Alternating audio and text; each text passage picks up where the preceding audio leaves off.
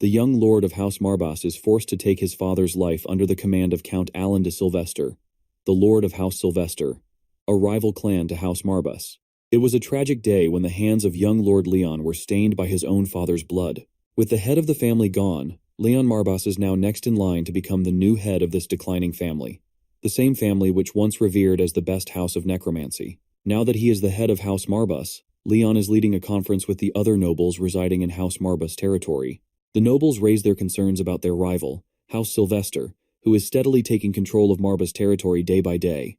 There's no telling when they might invade Marbas's territory completely. One noble insists Leon bolster their defenses. As they continue their insistence, Leon politely shuts them off, urging them to practice patience, especially since decisions like these require more time to consider. But the nobles persist, believing that they are running out of time. But Leon strongly believes that unwise decisions may bode ill for his great house of Marbas. After the meeting ends, Leon reflects on how, with the demise of his father, Lord Rune von Marbas, he, Leon von Marbas, rose to the seat of Patriarch of House Marbas at the tender age of 14.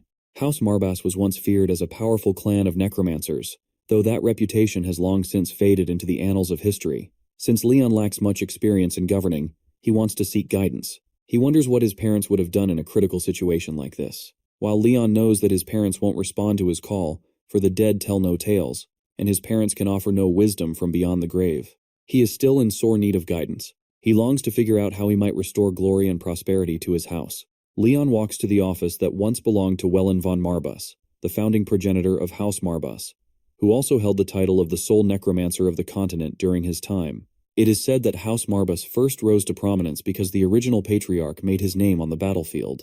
However, ever since the heyday of their founding patriarch, the lineage of Marbas has struggled to produce another full-fledged necromancer, leading the family's fortune down a path of decline. And as fate would have it, Leon was even forced to take his own father's life. Once inside the room, Leon picks up the book that chronicles their lineage. The founding Marbas patriarch, Wellen von Marbas, was a near-mythical figure. With a wave of his hand, he would sweep away his foes like a lethal tempest, summoning waves of the undead in an unrelenting death march. In just 2 months, the eastern region had been subjugated under his conquest. It is said that Wellen von Marbas struck a pact with the devil Marbas, unlocking one of the continent's greatest mysteries and secrets regarding necromancy. And it was possible all through the dread tome Necronomicon, which granted him the power to rule as the sovereign of the continent. And this book in front of Leon is the Necronomicon itself, a priceless heirloom passed down from their progenitor, the very tome that led to the rise of House Marbas as the sole family of necromancers on the continent. As Leon opens the book, he hears a commanding voice speaking to him. Startled, Leon realizes this mysterious voice is telepathic, but what puzzles him is how he's able to hear it, especially since the Patriarch's office is surrounded by an anti-magic field. Nonetheless, he responds, wanting to know whom he's speaking to. The voice echoes ominously, assuring him not to be afraid, as it poses no threat to him or his kin. Leon isn't sure if he should trust the words of something so mysterious that he can't even see. Suddenly, Leon begins to drift into another dimension. It is then that a giant mythical lion materializes right before him. The first thing Leon asks this creature is where exactly they are. Hearing this, the lion realizes that Leon seems unaware of mighty black lion's existence, which suggests that his predecessors likely never told him about such creatures. The lion remembers Leon's father, Rune, but it notices that the thread of mana binding his father to the lion has been severed. Growling, the lion remarks that Rune was such a kind-hearted man for the lord of a dark house, so his demise isn't all that surprising. The lion then asks Leon who dealt the fatal blow to his father. Without hesitation, Leon confirms that it was he who took his father's life. This causes the lion to roar in anger. But before doing anything lethal to Leon, the lion asks him once again if he is the one who slew his oath-bound contractor. Leon's response remains the same, claiming that he is the one who ended his father's life. The lion goes into a furious frenzy. A dark and crimson fluid strikes Leon, through which the lion peeks into the events of the past related to Leon. Seeing how Leon looks completely expressionless and deadpan before and after killing his father, the lion realizes that Leon has been stripped of his senses. The hands that cut the rope of guillotine may have been Leon's, but that does not mean he is the one who killed his father. However, Leon insists that he is responsible for it, and there is no point in denying this truth. This is then that the Black Lion senses something more profound in Leon than just despair. He notices an ominous aura radiating from him, an aura so overwhelming that even the great lion begins to cower like a kitten. By now, The lion has no doubt now that Leon will surpass his ancestors. The lion then gets a little humble and proceeds to introduce himself. He claims to be Marbas, one of the 72 demons of hell. He is the one who turned his back on the demonic realm and chose to exist alongside humankind instead. His first lifelong friend was Wellen von Marbas. He also claims to be the source of the necromancy that became the unique art of House Marbas. Hearing this, Leon remembers that he's heard these tales before. Leon already knows that when their progenitor founded House Marbas, this lion was the one who taught him the forbidden art of necromancy. The lion confirms this statement, adding that he is now bound to the Necronomicon, though he was a formidable demon before his binding. Leon also recalls how their founding patriarch often told them that necromancy is in Marbas's blood. So, it makes no sense to Leon why Marbas, the great lion, abandoned House Marbas eventually. The lion quickly senses the animosity Leon harbors and questions him about it. Leon expresses his concern. Since the time of their progenitor, House Marbas has not produced a necromancer of his caliber. The only reason Leon can think of is that the great lion abandoned them. The lion makes one thing clear. The reason why Leon and his kin have been unable to wield the true might of a necromancer is that they are too weak to perform the role of a fitting vessel. None of Wellen's descendants hold a candle to the sheer talent Wellen possessed. The only thing holding House Marbas back is the decline in their bloodline. After a moment of contemplation, Leon is ready to acknowledge what the lion is saying. After all, it's been nature's law that the strong devour the weak. This is one reason he doesn't feel much remorse about his father's passing, especially since he had nothing special to offer. That said, Leon decides to take the burden of what his father was supposed to do onto his own shoulders. Since Marbas, the black lion, claims he hasn't turned his back on them, Leon requires this lion to do him a favor. But the lion reminds our boy that a favor is an act of kindness, where one party only stands to make a loss. Being a demon, the lion prefers a pact or a deal rather than doing a favor. In this case, Leon decides to make a pact for the power of necromancy. He further strikes a nail into the lion's ego by questioning whether this mighty creature is even capable of granting such power. The lion acts somewhat annoyed at Leon throwing shade over his capabilities. For the lion, the most important question is whether Leon is even capable of wielding such magnificent power. Leon doesn't hesitate to confirm this. He feels more than entitled. Had he been some talentless peon, he would never have been permitted to exchange with a lofty demon such as this black lion. It is said that ordinary folk need only converse with a demon before they are robbed of all mana, suffer hallucinations, and ultimately lose their life. The fact that Leon remains standing means he must possess at least some modicum of potential to be worth the attention of this great lion. The lion admits that Leon is certainly not ordinary. He also seems to possess a measure of grit to boot. With this in mind, the black lion is ready for the pact. However, since it's a pact, Leon will have to offer something in return. Leon is willing to offer anything the lion desires and asks what the lion's price may be. The lion laughs before boldly demanding that he need every facet of Leon's being. This demand comes as music to Leon's ears, as he is more than willing to surrender every part of his meager existence to a mighty demon like Marbas. The scene then cuts to a conference between all of Marbas' household nobles. The only person absent is our boy, partly because of the fact that he was not invited. The white-bearded man, known as Sir Kernshal, speaks his concerns to his fellow nobles. He boldly declares how Lord Leon commands little authority to make decisions of grave importance that affect the entire house. He is sure that his other fellows agree with this assumption as well. The others stay quiet, and their silence is a sort of confirmation to his point. In this case, Sir Kernshal plans to take charge of all matters concerning the house for the foreseeable future. He believes he should be in charge because he is the uncle of Lord Leon, which makes him the closest kin of the current patriarch.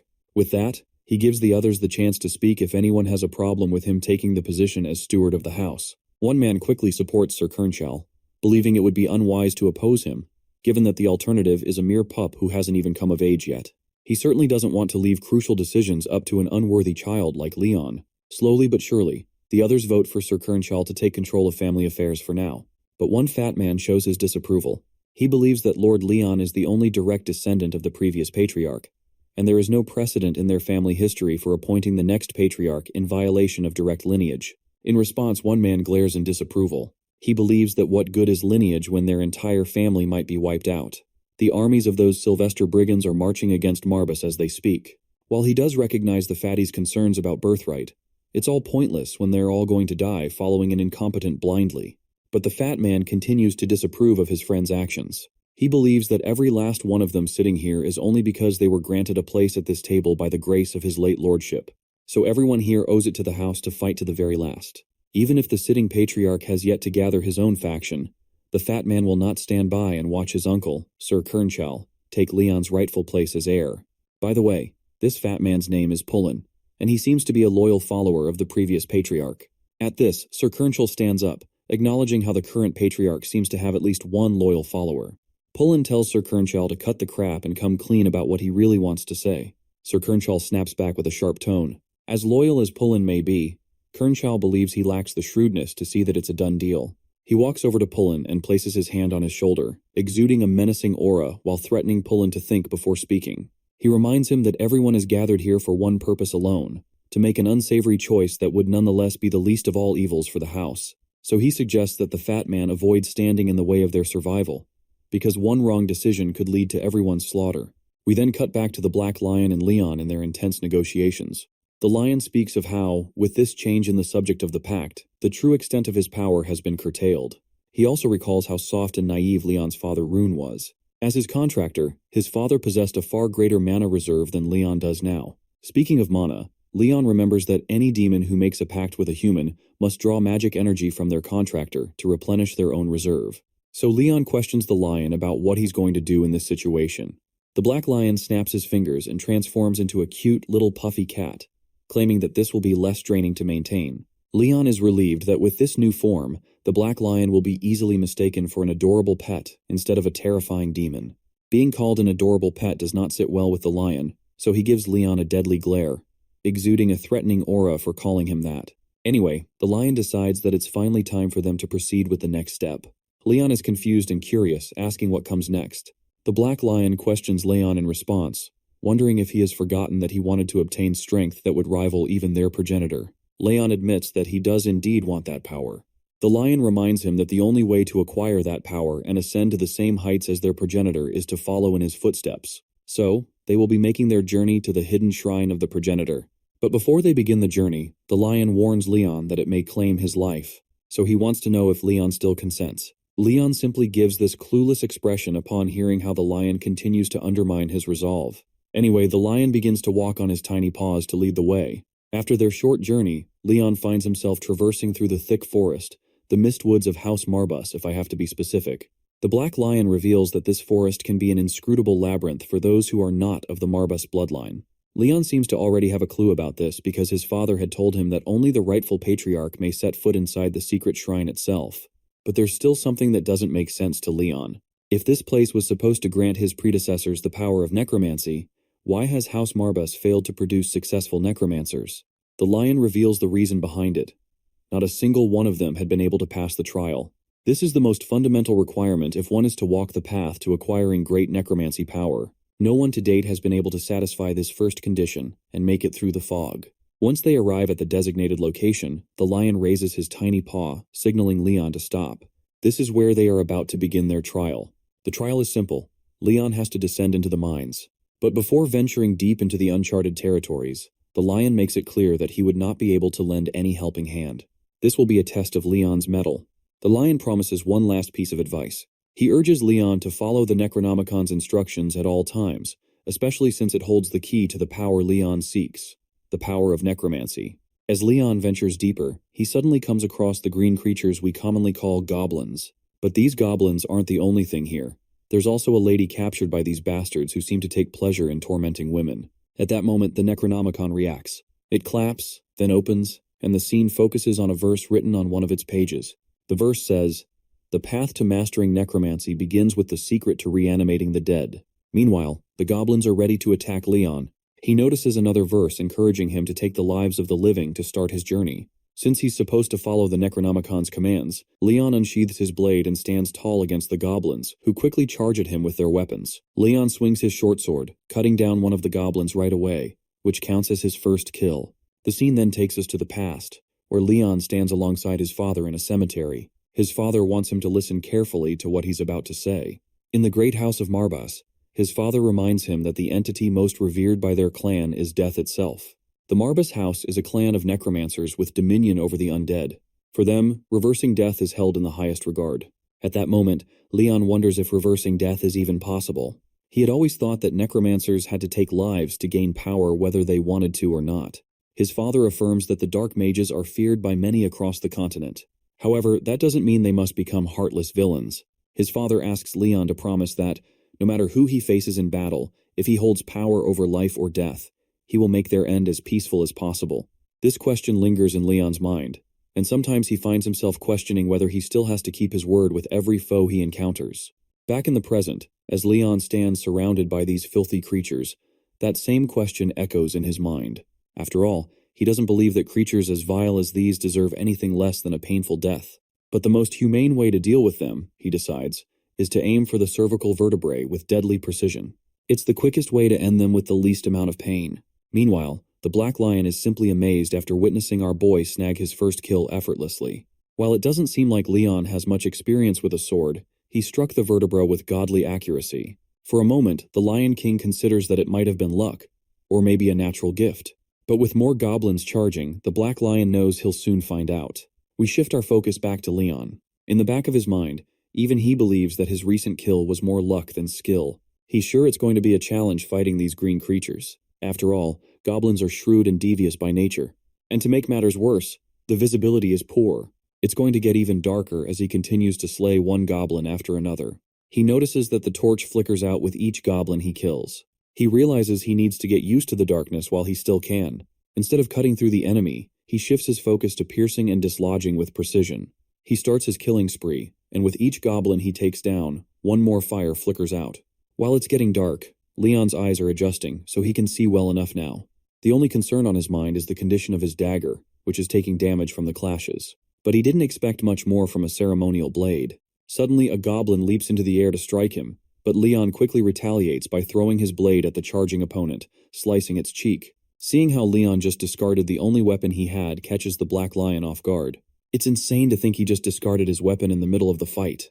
But the reason Leon threw his sword was simple. He wanted to grab a bigger, sharper blade. Once he has it, he swings it with deadly precision, slashing the goblin and ending the threat. With the danger neutralized, he walks toward the damsel in distress and begins untying her.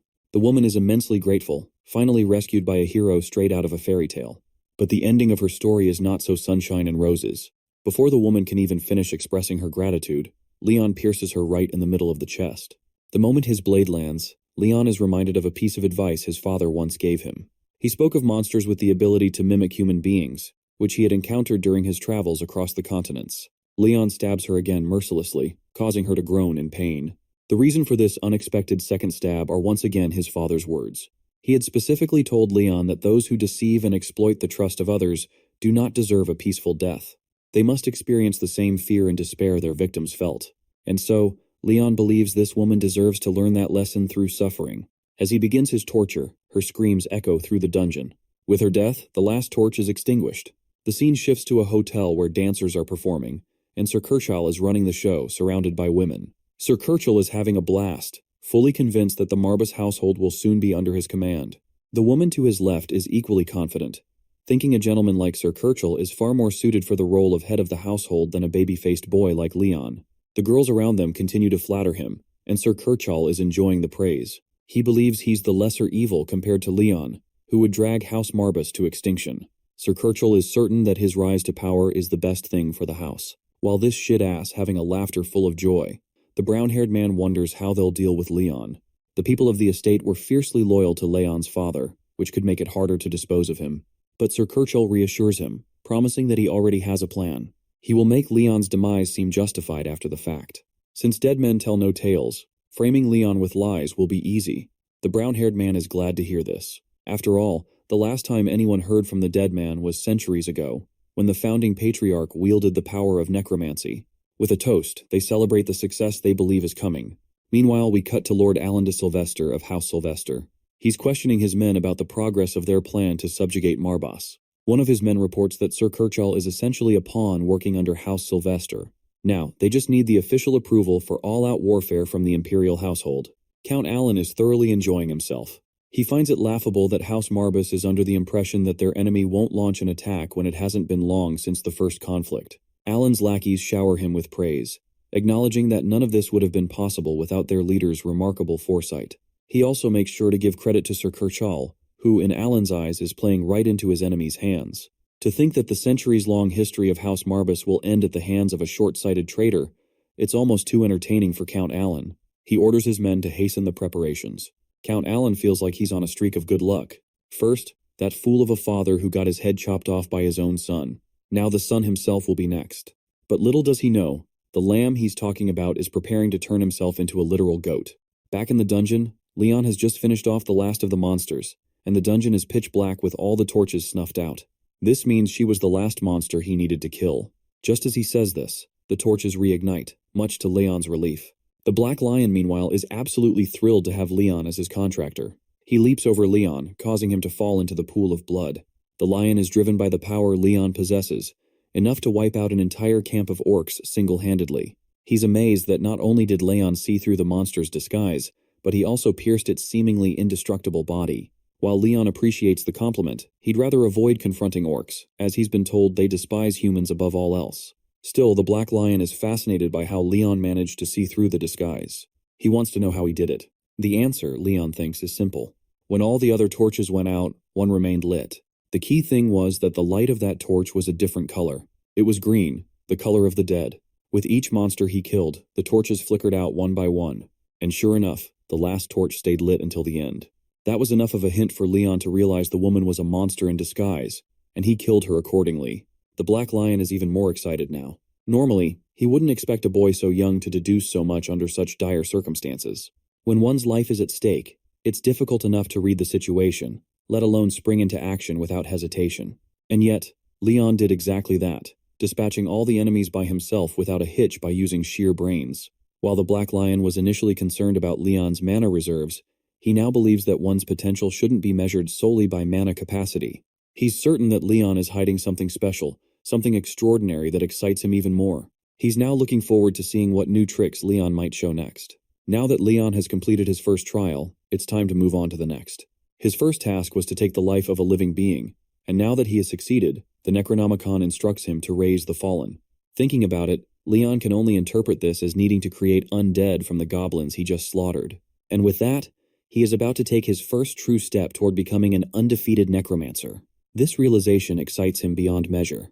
Leon uncovers the path of necromancy laid before him. The little furball of doom and destruction implores him to gaze towards the defeated goblins before directing a column of mana into his vision. This will then allow a path of threads to weave and attach themselves to the bodies. Following those instructions, Leon successfully manages to find and connect each thread to the goblins. These threads are known as death lines. They hover over the bounds of death, each thread linking the soul from this world into the next world.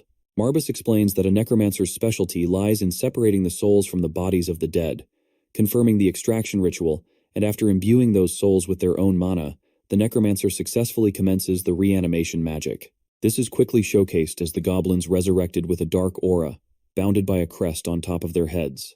Marbus gives him a visual representation by using one of the goblins to attack Leon, only to stop the goblin's attack at the last second. The demon labels this part of the process as branding. And while there were multiple ways of resurrecting the undead, this particular method favored on monsters. The demon promises to delve into the details of other forms of necromancy later on. Leon takes a stand, having learned something new from the tutorial. Now, it's his turn to fully repeat the process. But before that, a question lingers in his mind. Referencing his predecessor's words, Leon talks about how it is way more complex to resurrect a human instead of a monster.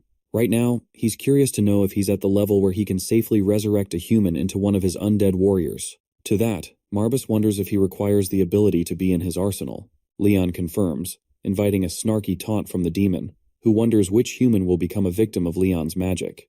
As it turns out, Leon declares the man's name as Kirchel, his one and only uncle, the traitorous bastard seeking control of the family. Returning to Kirchel's perspective, we see him bad-mouthing Leon's father, regarding him as a fool who didn't know any better. He thinks of himself as an opportune man, one who is set on a path of greatness after his brother's own demise. Now, the only thing left is to take care of the boy as the family's direct heir. Any sane man would feel guilty, perhaps even grief-stricken to imagine the thought of killing his own nephew. But this guy is equivalent to garbage, believing that it shouldn't pose any trouble to him at all. In fact, he wants this moment to be one of celebration, instead of sulking. But as they're cheerily enjoying their drinks, a loud rumble grazes across the structure. The chandelier snaps and crashes right in the middle, startling the group as a whole. Kirchel takes a moment to process what was going on. None of them could believe that the establishment could experience such a strong quake, especially when it was enchanted by a magical artifact. Kirchall's eyes dart away as he gestures to his party to remain quiet. Using his voice, he questions the intruder hiding, mocking the man for attempting to take his life. Leon's voice echoes back, taunting his uncle for having such ridiculous ideas, his amber eyes staring at the man coldly from a distance. Kirchall considers the boy nothing more than a useless young patriarch of a destroyed household. He gestures to his men to take care of the boy, but Leon's standing on business. Dude straight up tells this old man to respect him as the family's patriarch. Kirchall questions why the boys come here at a late hour. Leon coldly claps back, stating that he doesn't need an appointment to see one of his subjects, even taunting Kirchall for his ego. Kirchall, now physically peeved, roars at the boy for deeming himself as a worthy patriarch capable of leading the family. He wonders if Leon is afraid that his precious seat will soon be taken away from him. The sniveling rat thinks that it's far too late to worry about such things, as the boy's father's already dead, and no one can protect him anymore. Lifting the veil, Leon argues that he perfectly understands he's the only one who can protect himself. Kirchall laughs at the boy for arrogantly coming here alone, challenging his uncle at the cost of his own life. Our boy immediately corrects him. He never said anything about coming alone after all. Kirchall doesn't get what nonsense he's on about.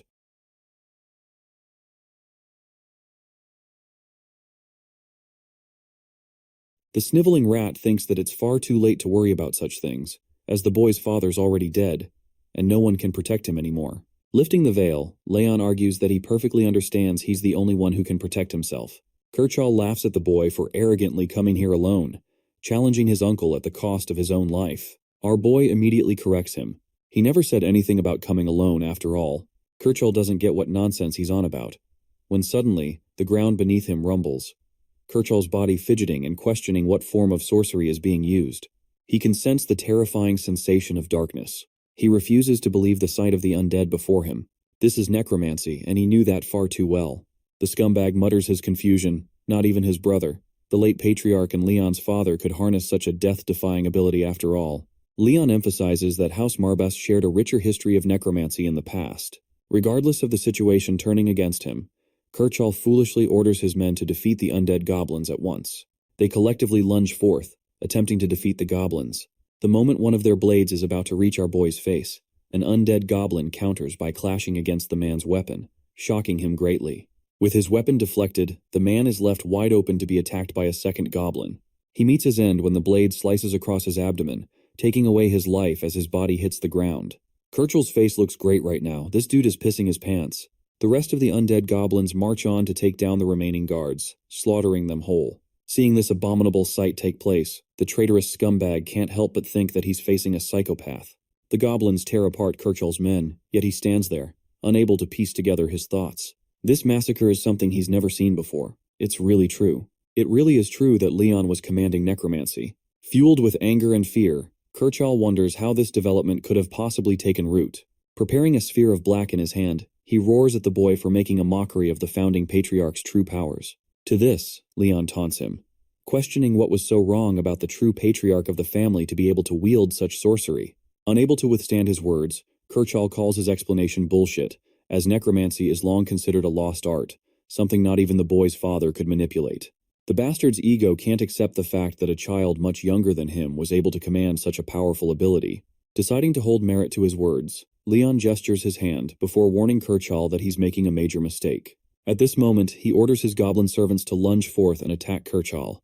This guy is literally getting jumped Jujutsu Kaisen style, and with what little power he has, he releases the sphere of black, incinerating the goblins upon impact. Kirchall's attack may have seemed like it did some damage, but it mattered little to the goblin corpses, who merely recovered from the injury and resumed their mindless attack. The sleazy old bastard couldn't do anything, so he begged his men for help. But when he looked back, his eyes were filled with despair. Dead bodies rolled on the ground, each lifeless as the next. As his last resort, Kirchall cursed underneath his breath and released a bunch of attacks. Of course, in this situation, his control over magic was only above average. Long story short, he can't do shit in this situation. Kirchall turns to Persuasion, stating that the boy will suffer consequences for betraying him like this. Leon ignores his uncle's whining and just sends one of his goblins to stab his chest. The blade connects cleanly, causing Kirchall a jolt of searing pain, his blood spilling on the ground. He attempts to fight back using his magic, but his control and predictions quickly fade. As his last resort, he deems the boy a traitor for attacking one of his own. Leon drifts off to a related tangent, a memory he once shared with his father regarding the history of the continent. Leon understands that every land has its own victors, and the NS vanquished, and it's only a matter of time before their roles are switched. Kirchhoff thinks the kid is wasting his time lecturing him, but Leon continues his speech, claiming that while he may be emotionless and cold in his methods, there is one thing he did learn from a book. In Leon's words, forgiveness is a right only bestowed upon the victor, and Kirchhoff was once that victor too. However, he ended up betraying the patriarch for the pursuit of his own power. But things have changed now. The bitter truth stabs Kirchhoff, but our boy continues to spit facts and logic against a dead man's incoming doom. He doesn't even bestow a farewell upon his traitorous uncle, and desperately hopes that Kirchhoff suffers all the way to his next life. Vowing to celebrate this day every year, Leon intends to punish Kirchhoff by taking away his life. In mere moments, the goblins swing their weapons at the old man, his life painfully ending with an agonizing scream. With this guy dead, Marbas is a little impressed by our boy's psychotic methods. He's rather impressed that a newbie necromancer has the ability to wield its powers with such precision. It's as if Leon has the experience of a decade behind his back. To that, the protagonist reaches an exciting enlightenment, a plan that even terrifies the demon furball. The scene switches to an urgent meeting of the council, where some nobles are confused why Kirchhoff has demanded yet another summoning from them.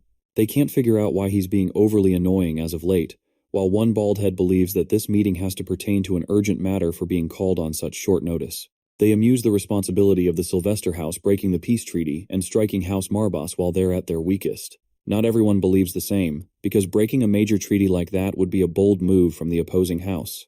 The war can't continue without the permission of the clan heads either, so they ultimately decide to sway away such doubts and await Kirchhoff's arrival.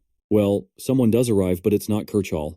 It's a young boy, whose every step haunts the council members and bolts them into a state of contemplation. They can't fathom why Leon is here when the meeting was called by his uncle. It doesn't make any fathomable sense for Leon to appear in his uncle's place. Our boy wastes no time, and immediately calls out the elephant in the room. He knows they were expecting to see their uncle, and he has some rather exciting news to share. Kirchhoff won't be attending the meeting, particularly because he's out of commission and can't attend the meeting. Seeking further clarification, one of the council members begs for an explanation. Leon calmly takes his seat before declaring Kirchhoff's death, sending shivers across the room. He even goes as far as to confirm that he took his uncle's life. And with that clarified, Leon amuses if any one of them has something to say regarding his decision. This man is the unquestionable king of sass wherever he goes. Slamming the table, one of the council members roars his complaint, demanding a proper reasoning to kill the senior elder of the house. They don't want Leon to do whatever he wants as a patriarch. Psych, bitch. That's exactly what he's about to do. He calls Kirchhoff a traitor bearing the family name, a man who turned against the patriarch and even sold critical information to the opposing house. This man dared to claim Leon's position as the rightful head of the clan. But apart from that, what really amuses Leon is how fast these guys are sucking Kirchhoff's dick. They're defending him with strong opposition after all.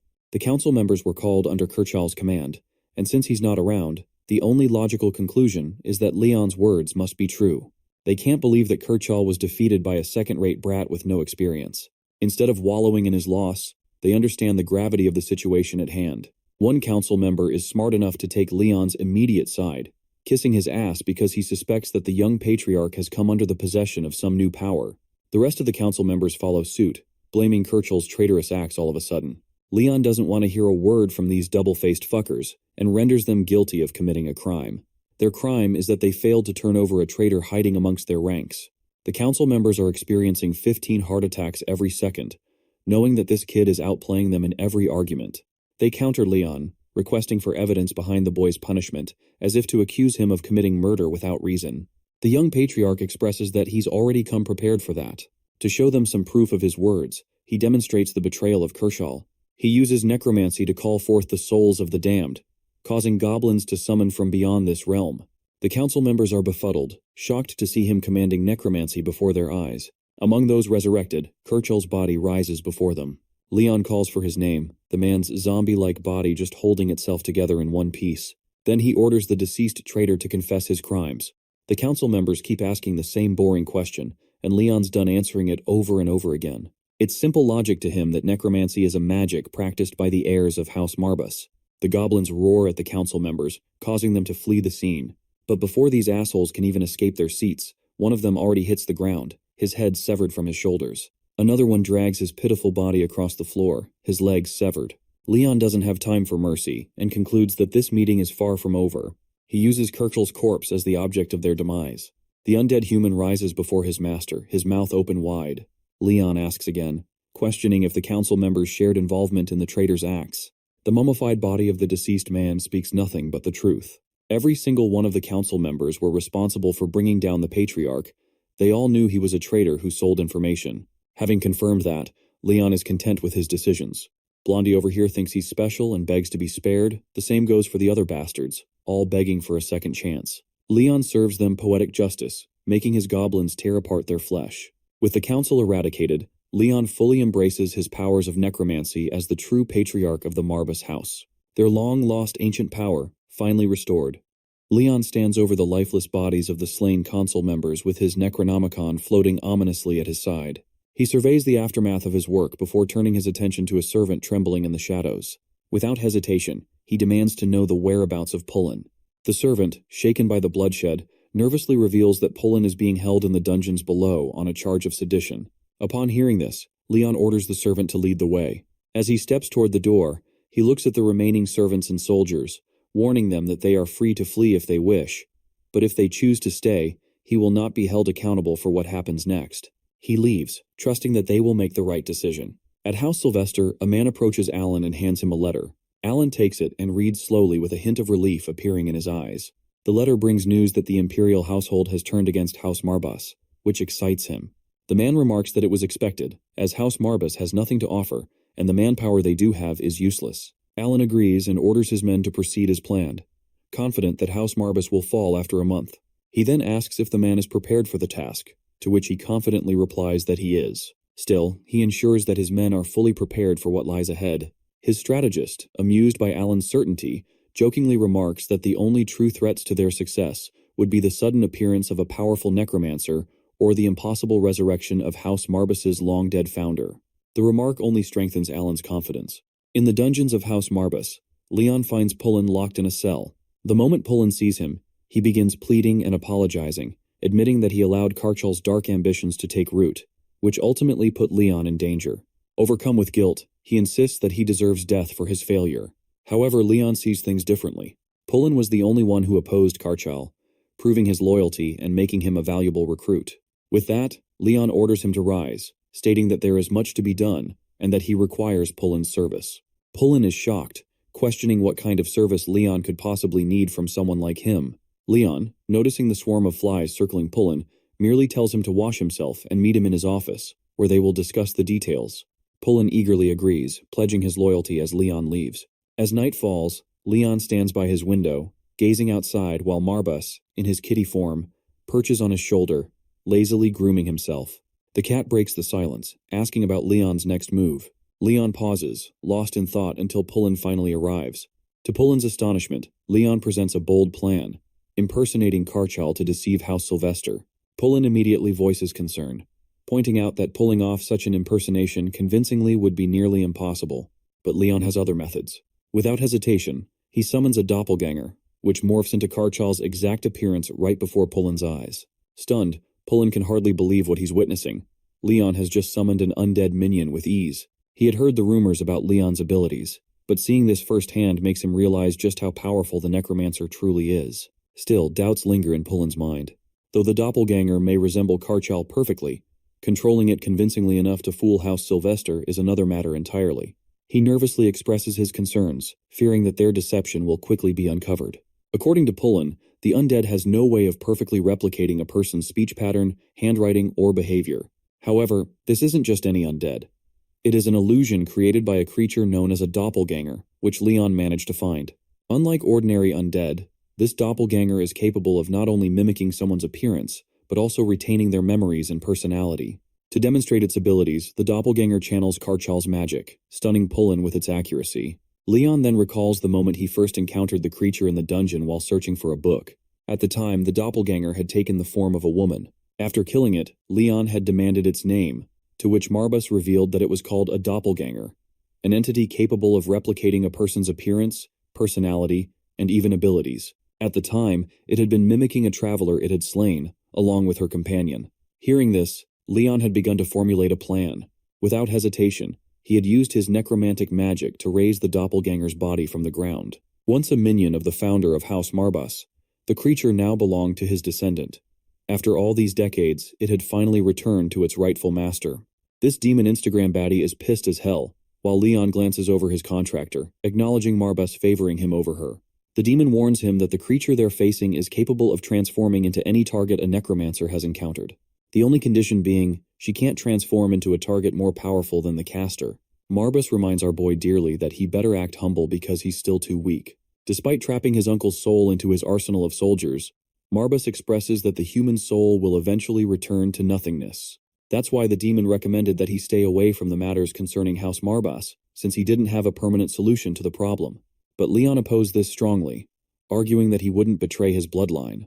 The moment he leaves the family, innocents of the estate will be slaughtered by members of the Sylvester family. The demon furball wonders if he's so selfless to wager his own life for the sake of others. As heartless as Leon is, he's ready to die for his family's sake.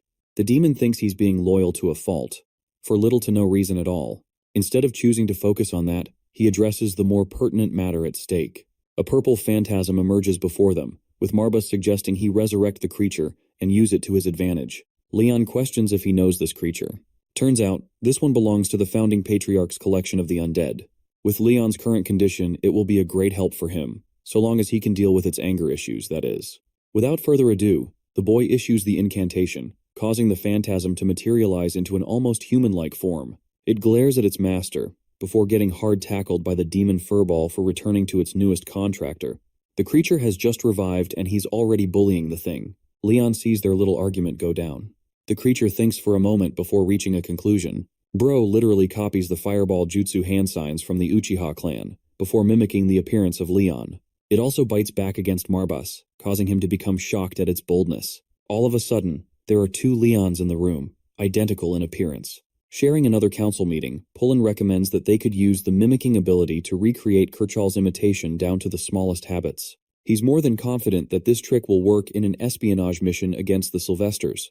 It's a wonderful recommendation and to Leon's liking. Pullen requests asking one final question for clarity. Referencing the fact that the Sylvesters will try to secure support from the royal household, he questions why the patriarch is so adamant in defending House Marbus, even though fleeing would guarantee a much better chance of his own survival. It's the same suggestion that the demon Marbus gave him, but Leon believes he's got a firm duty to uphold, to protect the household.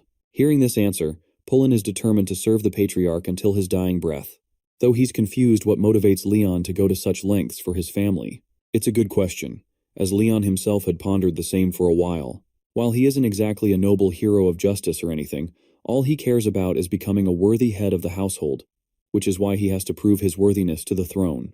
For now, the answer to his resolve remains shrouded in mystery, but that's also the reason he's delaying his plans, in order to consolidate an answer with his actions. Right now, in order to achieve that goal, he must first eliminate those who threaten the peace of House Marbus. The boy refuses to follow in his father's naive footsteps, and believes he will one day discover an answer for himself. His reason to fight. After the meeting, Leon meets Crow as his doppelganger. This is literally just Among Us at this point. The creature continues to insult its master, Marbus. The demon furball gets double-teamed when both Leons corner him in an argument. Crow is the last inheritance left by the founding patriarch to his successor. Now that Leon's acquired a powerful servant, an assassin with cunning abilities, he could execute many missions with ease. Crow's specialty is killing, and his second specialty is of course berating the demon cat, who continues to get annoyed by his slander. Leon confirms that he requires much-needed assistance from Crow's abilities. He wants him to mimic Sir Kirchhoff, his late uncle. Crow believes it should be a piece of snake, when the correct phrase is a piece of cake. In any case, Leon thinks his version of the phrase is way cooler and better. Their petty argument comes to a close when Pullen knocks and enters the room, informing the patriarch of a letter sent by the Sylvesters in his name. Curious to read its contents, he opens the letter, learning how the Sylvesters are slandering House Marbus for abandoning their duties for well over a century now. In order to punish House Marbus for torturing its subjects for the sake of its own amusement, the Sylvesters have assumed rightful leadership under Count Alan de Sylvester's orders. A direct declaration of war between House Marbus and House Sylvester. They even offer a condition to spare House Marbus's inhabitants if they aim for an early surrender. But upon declaration of these terms, the Sylvester army will annihilate the Duchy of Marbus in a time span of 1 month. The Royal Emperor will be backing them, and Count Alan Sylvester shall lead the charge. Concluding the letter, shit is about to get real. Still, they have 1 month to prepare. For some reason, Leon is unafraid to meet the challenge. Marbus confirms that while they do have time to spare, They should use that to escape and gather their forces to fight another day. Leon corrects the demon cat, hinting a use of his necromancy powers, and stating that he's not even going to wait for the month to end. Marbus thinks this nutcase has completely lost his marbles by now. He can't face an army in hundreds. It's a threat far more overwhelming than dealing with one lousy scumbag of an uncle. The demon cat questions if he's still ready to face them with such insane odds. Hearing that, Leon smiles, believing they'll all be okay. After all, he's going to stop being merciful from now on and unleash literal hell upon his enemies.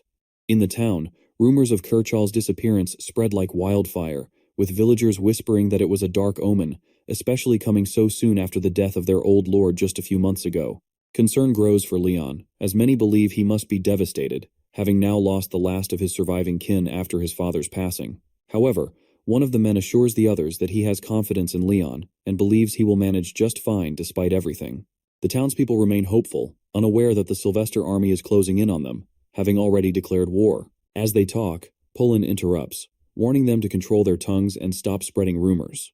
When they turn, they see Leon standing behind Pullen, prompting them to bow and quickly apologize, insisting they were only engaging in small talk.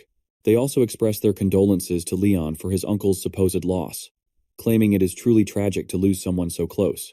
However, Leon corrects them, stating that his uncle is still alive but too ill to appear in public often.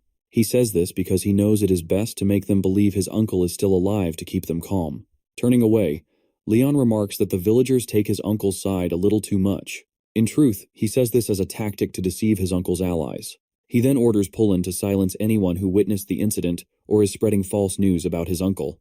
Pullen, taking it as a direct order, asks why Leon came to the town center himself, as Pullen would have gladly conveyed his words. However, Leon insists on handling it personally.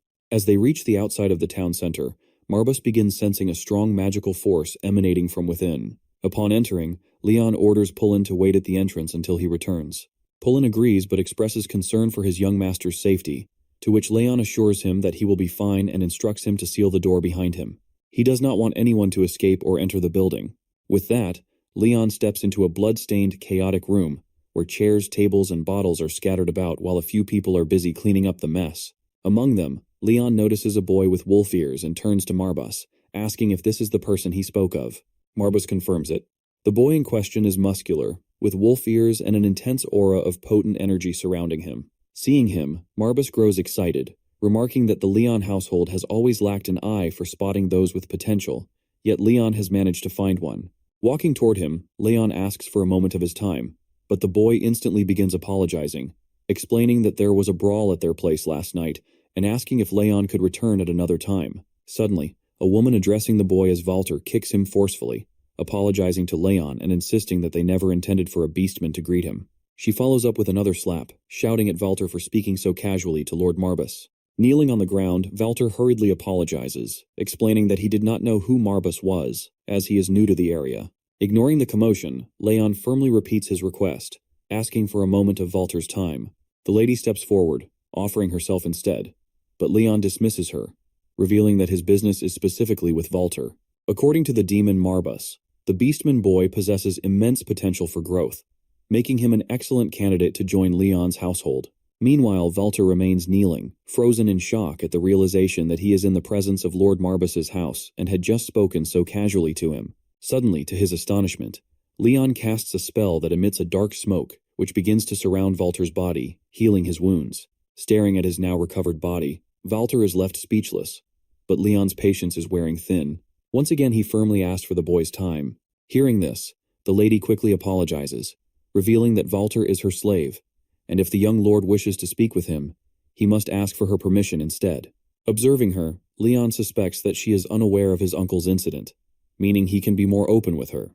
With a smile, he asks her when his state began allowing slavery and why she is addressing him by his childhood title. The questions make the woman visibly uneasy, as if she is hiding something. However, Leon sees right through her. Releasing a powerful dark aura, he opens his Necronomicon, calling her out for believing that he is unworthy of becoming a king. Marbus is equally excited about taking the boy in and grows furious that the woman dares to disrespect his contractor. Summoning his Necronomicon, Leon reveals to the woman that he is also deeply concerned about her enslaving people. He orders her to release any other slaves she may have, giving her 10 minutes to comply or face punishment. Hearing this, the woman grows visibly nervous, but instead of showing fear, she lowers her head with a wicked smile. Mockingly, she refers to Leon once again by his childhood title, asking if he is truly prepared for what she has in store. She then sarcastically apologizes for using the wrong title again. However, Leon remains unfazed. Ignoring her taunts, he turns to Walter, who sits beside him, scared and confused, unsure of what Leon sees in him. Suddenly, the woman snaps her fingers, and all of her men surround Leon with their weapons drawn. With a confident smirk, she commands them to charge, declaring that if something happens, Kirchhoff will support them. Leon, however, stands his ground, completely unbothered. As the attackers rush toward him, he calmly raises his hand and uses his dark magic to summon undead trolls. As soon as they materialize, the monstrous creatures begin ruthlessly slashing through everyone in their path without mercy. Witnessing the carnage, the woman is overcome with disbelief and growing fear. In that chaos, Leon walks up to one of his trolls and casually asks for its sword, remarking that his own is too chipped to be of use. The troll obediently hands him a blade, and without hesitation, Leon joins the fray, cutting down the final few remaining enemies. The woman, still standing, watches in shock, struggling to comprehend how Leon has gained such immense power. Walter, equally stunned, remains silent. Sensing his confusion, Leon turns to him and states plainly that the only reason he spared his life is because Walter will be essential to his cause in the future. Walter still can't comprehend why a man from a noble lineage would be speaking to someone like him. He knows he is just a drifter, ignored across the continent, yet Leon seems to want something from him. Since childhood, Walter had been subjected to torture and injustice, treated as an outcast. As a beastman, he was seen as a harbinger of bad luck by the human children in his village, who tormented him with relentless beatings. Something he never quite understood. He was just an innocent child, and none of it made sense to him. But one day, when he had endured enough, something within him snapped. He stood up for himself, unleashing a powerful aura of energy around him. His thoughts ran wild as he recalled the faces of his tormentors, and with a manic, uncontrollable intent to kill, he slaughtered them all. When he finally came back to his senses and saw the lifeless bodies scattered around him, he couldn't believe what he had done. Fear gripped him. Fear of facing the truth. Fear that he had become the very monster everyone claimed he was. Overwhelmed, he ran away, desperately trying to convince himself that he wasn't what they had always said he was. Returning to the present, Leon walks toward the lady, gripping the troll's knife as she nervously yells that Kirchhoff will not let this slide if he kills her. Channeling dark energy in his hand, Leon tells her that while he may not yet be worthy of the title of patriarch, soon he will be, and she has no place in his estate. With those words, he hurls the dark orb at her, killing her instantly. As he turns away, Walter stands behind him, watching nonchalantly. He has just witnessed Leon take a life, yet strangely, he feels no fear in his presence. This realization confuses him. Leon steps closer with a smile and asks for Walter's service. Before accepting, Walter wishes to ask a question. Without hesitation, he shifts into his powerful form, introducing himself as a cub of the demon wolf tribe, the most insulted and shunned among all beastmen. With raw emotion in his voice, he asks how long his tribe must continue to live with such shame and guilt. Leon meets his gaze and assures him that they will no longer have to endure such treatment. Though he admits he does not know much about their people, he makes one thing clear. If they have suffered from insult and injustice, then from this moment on, he will not tolerate it. He promises Walter that he will be a trusted member of his household, sealing it with his words. As Leon extends his hand, Walter begins to cry and accepts his invitation. Leon, noticing his silence, asks if he should take it as acceptance. Through heavy sobs, Walter confirms, stating that he will be glad to serve him no matter what. Meanwhile, in the Arkheim Empire, Esteban, Emperor of Arkheim, sits on his throne while his son, Louis, stands beside him. Louis addresses the man kneeling before them, demanding to know the reason for his summons. The nervous man reveals that he has brought a letter from House Sylvester. This irritates Louis, who sees being called over something as trivial as a letter as an insult. He claims that his father will be enraged by such disrespect. The man quickly apologizes, pleading that his sole intention was to deliver the message with urgency. As Crown Prince, Louis is currently the most powerful man in Arkheim, and the messenger is clearly afraid of offending him. However, Louis's irritation turns to intrigue when the man reveals that House Sylvester has warned of an attack on House Marbas. The messenger suggests that Louis take this opportunity to lend his support to Sylvester, ensuring the downfall of their common enemy. Louis considers the proposal but expresses concern. House Marbas has a history of necromancy, making an open war against them a risky endeavor. The man reassures him, claiming that while House Marbas once wielded powerful necromantic abilities, neither the current heir nor the previous leader possesses the potential to use such power effectively. He adds that, in contrast, House Sylvester's army has grown significantly stronger. Hearing this, Lewis agrees and instructs the man to send a reply confirming Arkheim's support for House Sylvester. Removing a foe during such times is an opportunity they cannot afford to miss. The messenger bows respectfully, accepting the responsibility of delivering the message, and swiftly departs. As he leaves, Louis praises his father's rule, crediting him for creating the conditions that will allow them to eliminate House Marbas so easily. However, as he speaks, Esteban remains silent with his cold expression unchanging and his wide eyes staring blankly. Louis then lifts his father's lifeless body, smirking as he proclaims that soon, everything will be his. At House Marbas, inside Leon's office, Walter stands before him, now dressed properly. Pullen steps forward and places a pendant around Walter's neck, an artifact of great significance. Pullen explains that while Leon and the others consider Walter a member of their house, the common people will not be so accepting. Suddenly, Walter gasps in shock as his wolf ears vanish the moment he wears the pendant. Pullen informs him that the artifact is meant to conceal his beastman identity, as it could hinder Leon's cause. Though confused, Walter ultimately agrees, which brings a smile to Pullen's face. Leon, who has been observing, orders them to a meeting regarding pressing matters. Once gathered, he declares that words alone are not enough, so they all must pledge their loyalty to him with more than mere promises. With a piercing gaze, he asks if they are truly prepared to devote their undying allegiance to him. Hearing this, Pullen begins to cry, swearing his loyalty to Leon with heartfelt and solemn words. Following his lead, the doppelganger also pledges his allegiance. Witnessing this, Marbas grows excited, believing that both domination and subjugation are now on their side. Seeing everyone swear their loyalty, Walter follows suit. However, confusion strikes him when he notices Leon speaking.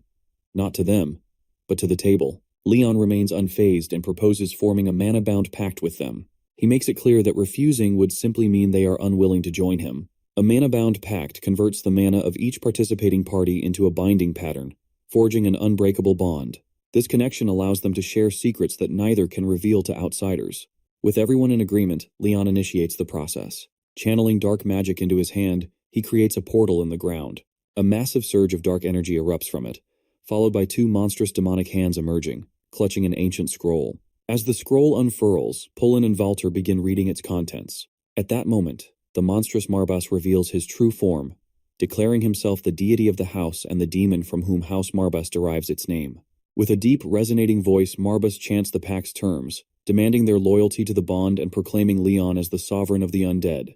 They both stare in awe at the massive beast towering before them. As Marbas looms behind Leon, Leon introduces him to his trusted ally and assures them that he is bound to treat them with respect. In a deep, monstrous voice, Marbas takes their silence as acceptance and reveals that this pact will be sealed with their very souls. Once bound, they cannot break it. Pullen nervously assures him that they would never attempt such a thing. In his mind, however, he is in disbelief. The demon Marbas, the very entity with whom the first Lord Marbas made a contract, is standing before them. In that moment, he finally understands why Leon suddenly became such a powerful necromancer. An overwhelming pressure of mana fills the room. Even though Pullen and Walter are naturally attuned to mana, they find themselves frozen in place under the weight of Marbas's immense presence. Pullen can't help but wonder what else Leon is capable of. However, as they focus on the beast, to their shock, Marbas suddenly transforms into a small kitten.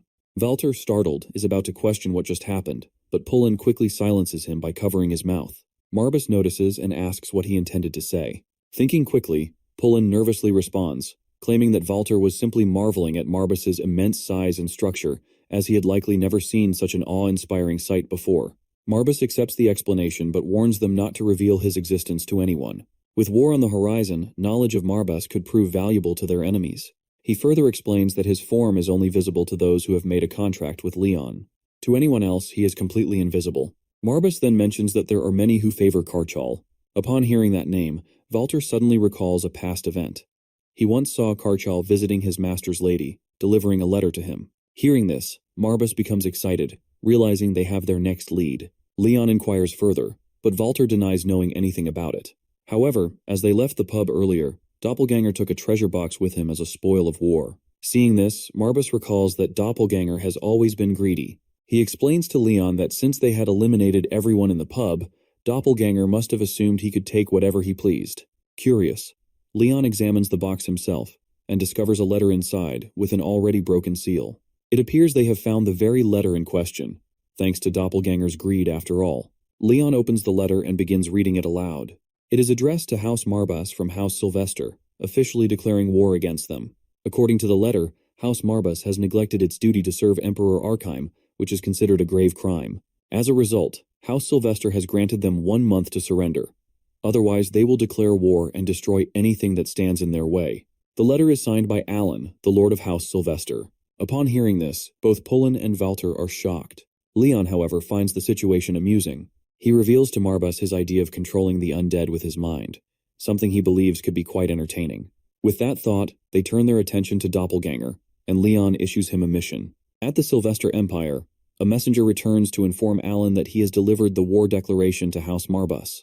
He also mentions that Kirchal's expression upon seeing the letter was one of pure dread. Hearing this, Alan laughs at the thought of betraying Kirchal, but orders his men to keep him alive, believing him to be a useful idiot. They feel that power in Kirchal's hands is preferable to anyone else's, so his survival is in their best interest. Alan then inquires about Leon, to which the messenger reveals that there is no particular news regarding him. He speculates that Leon might have already been killed by Kirchal. Sylvester finds this thought amusing, prompting the messenger to ask why he is so concerned about a mere 14-year-old boy. In response, Alan counters with a question of his own about what he thinks is the greatest injustice humanity has ever experienced. The messenger hesitates nervously before admitting that he does not know. Alan then reveals the answer, facing an overwhelmingly strong foe from which there is no escape, and watching as everything comes crashing down. According to Alan, there can be no greater suffering than that. He then asks the messenger what he would do in the face of such injustice. The messenger remains silent, prompting Alan to add that his concern lies with the boy, Leon, who possesses a talent that cannot be easily perceived by the naked eye. The messenger remains skeptical, doubting that the boy holds any kind of remarkable ability. However, Alan dismisses his doubts, stating that Leon is of the Marbas bloodline, and nothing should be considered surprising when it comes to them. The messenger ultimately agrees. Back at House Marbas, in Leon's office, the doppelganger has fully transformed into Leon's exact likeness. Every gesture, every word, it's all flawlessly replicated. Watching his double speak and move with such uncanny precision, Leon can't help but be impressed by the sheer brilliance of the mimicry. Receiving the praise, Doppelganger smirks and turns his attention to Marbas, mocking him by claiming he has far more to offer than someone who spends their time as a mere kitten. The insult barely settles before Marbas launches into an attack. Witnessing the sudden clash, Walter furrows his brow in confusion. He leans toward Pullen and quietly asks if things are always this chaotic there. However, Pullen brushes him off, telling him to keep quiet.